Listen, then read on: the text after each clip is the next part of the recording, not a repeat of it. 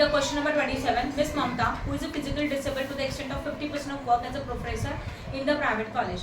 वो physically disabled है, handicap person है. Handicap person का section याद आ रहा है, section 80U. लिखो वहाँ पे. अगर handicapped है तो 80U आएगा. जहाँ पे आपने 80D माइनस किया था पता है एंड में ग्रॉस टैक्सेबल सैलरी के नीचे वहाँ पे 80U माइनस होगा. उसका अमाउंट अलाउड है 75,000. समझा? लिखो वहाँ पे 75,000. ओके अगर ये सीवियर हैंडीकैप होता तो सीवियरली हैंडीकैप मतलब उसका अगर परसेंटेज 80 से ज़्यादा है और 80 है तो सीवियरली हैंडीकैप उसके लिए अमाउंट अलाउड है 1,25,000. और अगर नॉर्मल है 80 से कम तो अमाउंट अलाउड है 75,000. ये 80 अगर खुद हैंडीकैप है तो सेक्शन 80 एप्लीकेबल होता है. समझ में आगे. Now basic salary is how much. Income from salary में ऐड, डीएलएस अलाउंसेस ऐड, डायरेक्टली टैक्सेबल होगा मतलब सब सेकंड कॉलम में लिखते जाओ. Then transportation allowance 26,000 add, reimbursement of medical expenses add, income allowance from the examiner's work at a college. College में examiner का काम किया वो भी add, advance salary received add, profession tax paid minus. Tax paid किया ना तो वो माइनस होता है इनकम फ्रॉम सैलरी में से. तो इनकम फ्रॉम सैलरी इतना ही है. स्टैंडर्ड डिडक्शन माइनस हो जाएगा. कितने का डिडक्शन है 50,000. राइट ना. हाउस प्रॉपर्टी का 30% ऑफ एनएवी है बट सैलरी का कितना है 50,000. Okay now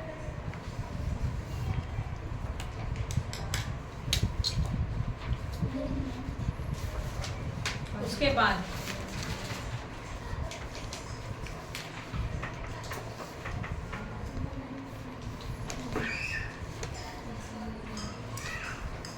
other information exam regulation received from the university. तो यूनिवर्सिटी से पैसा मिला तो सैलरी का इनकम है क्या income from others.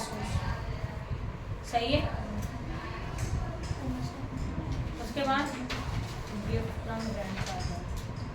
Gift from grandfather, income from other source में एग्जेम्प्टेड. रिलेटिव से गिफ्ट मिला कितने भी अमाउंट का मिलने दो एग्जेम्प्टेड. बराबर है. उसके बाद dividend from Indian companies exempted नहीं.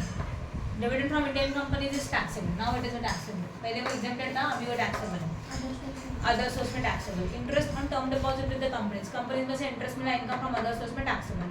Interest on debenture with the Indian company. This is also taxable. She paid a medical insurance premium for the dependents at 28,000. Rule is what 25,000 or actual paid whichever is lower. तो यहाँ पे कितना आएगा 25,000. ये 28,000 का amount है. 80D के अंदर आएगा. ये सब चलो शॉर्ट में दिखा देती हूँ क्या क्या है. अमाउंट तो एटलीस्ट लिख दो.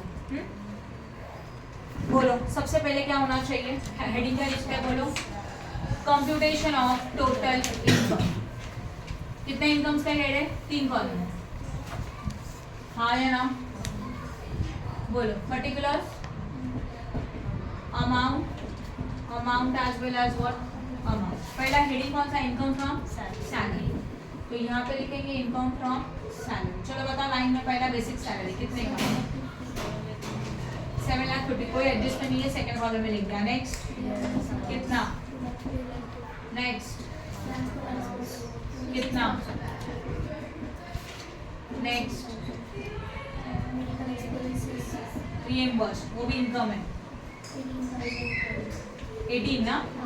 नेक्स्ट कितना. हाँ अलाउंसेस फॉर एग्जामिनेशन वर्क कितना कितना. नेक्स्ट ये भी इनकम में ऐड करेंगे. ये भी इनकम है. सैलरी मिला ना कितना. नेक्स्ट माइनस होता है कितना इनकम पे लिखकर टोटल करो. चलो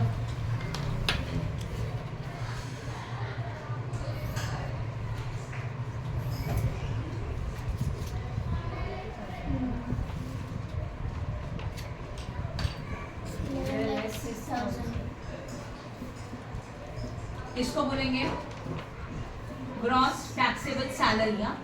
ये सैलरी हो गया. इसमें से माइनस करेंगे deduction under section 16.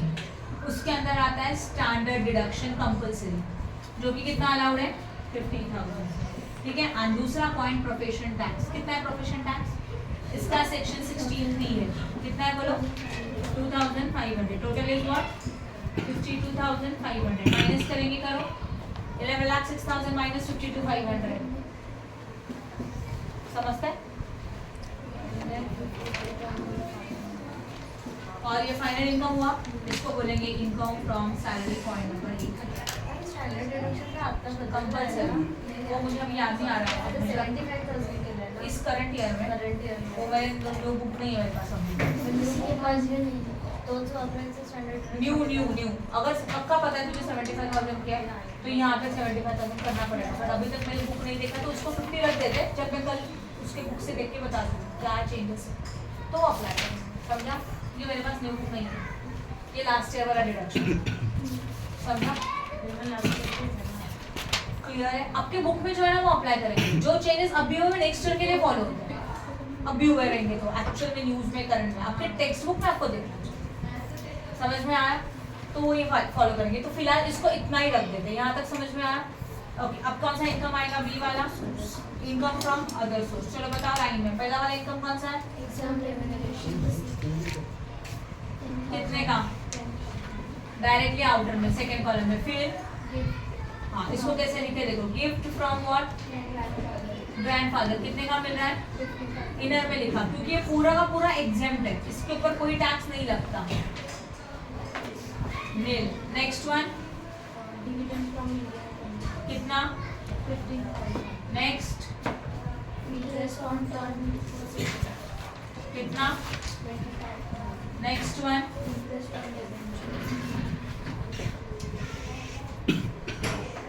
How much? 30। Next वो तो माइनस होता है, तो इनकम का एडिशन करो 10 प्लस 15 प्लस 25, 2 3 4 5 6 7 8, टोटल इनकम कितना हुआ? और इसको क्या बोला जाएगा? Income from other source. This is the point number 3। अब चाहिए gross taxable income A plus B। तो A कितना था? 10,53,500 प्लस 80 करो, हाँ प्लस 80,000, 10,53,500 प्लस 80,000,